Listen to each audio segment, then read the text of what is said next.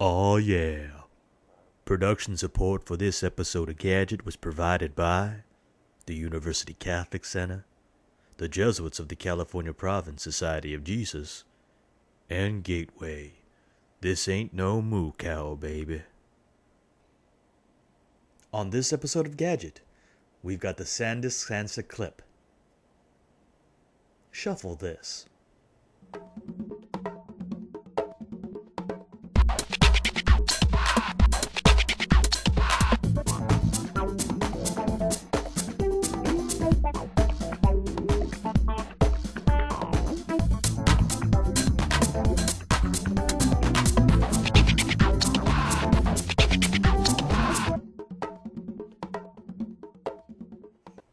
Welcome back to Gadget at thetechstop.net. It's the place where it's always time to get your geek on. I'm your host, Father Robert Ballecer of the Society of Jesus. I'm a member of the California Province of the Jesuits. We're the largest religious order in the Catholic Church, and we're here in the Center for Apostolic Technology at the University Catholic Center, located on the campus for the University of Hawaii. Now, we have to start off by recognizing a momentous occasion. We've hit episode 50. That's right, 50, at the half-century mark. If you had asked me when we started recording Gadget if we would make it, I probably would have said no. I mean, it was something that we wanted to play with, something that we enjoyed, but 50 episodes, that's a big number for us. That means that we're almost at the 1-year mark, and we couldn't have done it without you. I want to thank you, all of you out there who kept watching our videos, who kept going to the tech stop, who kept sending us email messages, even if they were to deride us or to make fun of us. You've kept us going, and you've kept us getting better. So thank you, thank you, thank you. By way of thanks, we want to show you a new gadget that we received from our friends over at Sandisk. Now, if you've been around for a while, you know that Sandisk has a reputation as a manufacturer of memory products. They make flash drives, memory cards for your camera, your computer, just about everything. And they have a reputation for putting out some very high quality and yet low cost hardware. Well, they wanted us to play with some of their new products in their Sansa line of media players, and so they sent us the Clip.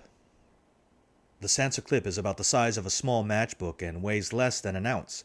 It comes in 4 different colors: black, pink, blue, and red. The Clip has an integrated FM tuner with 40 presets and an audio recorder with a built-in microphone. The back of the Clip has a mounting slot so that you can attach the player to a third-party case or use the included spring-loaded retention mechanism to clip the Clip to a belt, shirt, or whatever. There are only 2 connectors on the Clip. It has a single headphone jack and a mini USB port for transferring data and charging.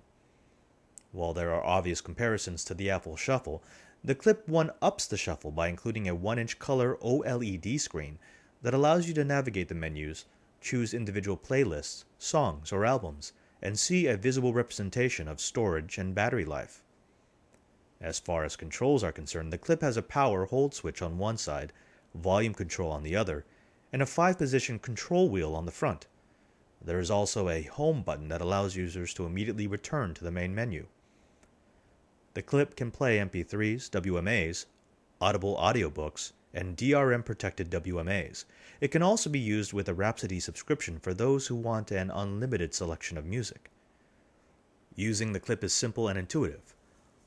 Upon powering up the Clip, you are greeted by the Sandisk screen and dropped into the music menu. Pressing the Program button at the bottom of the wheel will scroll you through all the Clip's functions and activate submenus within Music, Radio, Recorder, and Setting selections. This is where having the 1-inch screen becomes truly useful.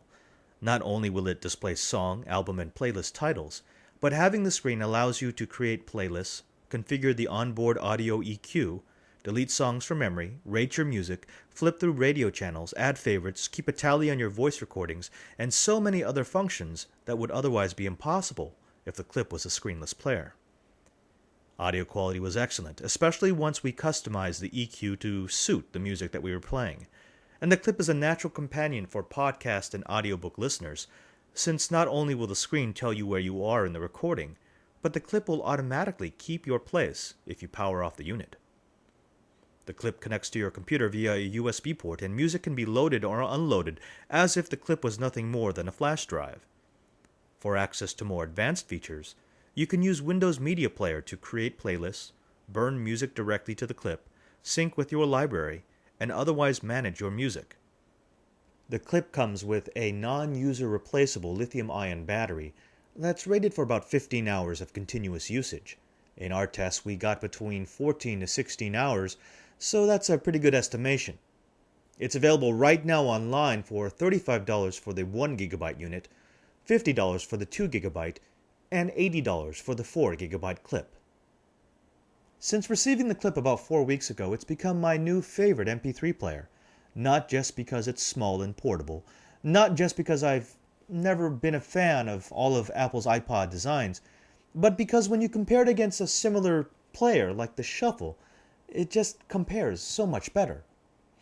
It's got that screen, the 1-inch OLED, which is easy to read even in direct sunlight. But not only that, Sandisk has made sure that it's not just a gimmick by including the features like the EQ, like the audio recorder, like the FM tuner, like the ability to make playlists and delete songs directly from the player to make that screen useful.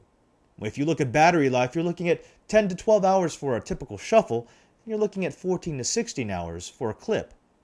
If you look at storage capacity, you've got 1 gigabyte for the Shuffle, and on the clip you've got 1, 2, and 4 gigabytes. In fact, the 4 gigabyte model is cheaper than some of the more colorful Shuffle models. No matter what metric you might use, Sandisk can make a pretty good case for you to go with the clip. If you're looking for a new player, if you want something to use on your workout, if you want something to listen to podcasts and audiobooks in the car, might I suggest that you take a look at Sandisk's Clip? Go to www.sandisk.com/Sansa. Well, that's all the time we have for this episode of Gadget. If you want to find out more about any of the products that we reviewed on Gadget, or just see what we're doing, you can go to www.thetechstop.net. Click on the Gadget tab and you'll be able to find all 50 of our episodes and download the high-resolution versions. If you want to send us an email, either to make fun of us or to suggest a product for future review, you can write us at gadget@thetechstop.net. I've been your host, Father Robert Ballecer. This has been the Center for Apostolic Technology. And remember, there's no Uber Geek without you.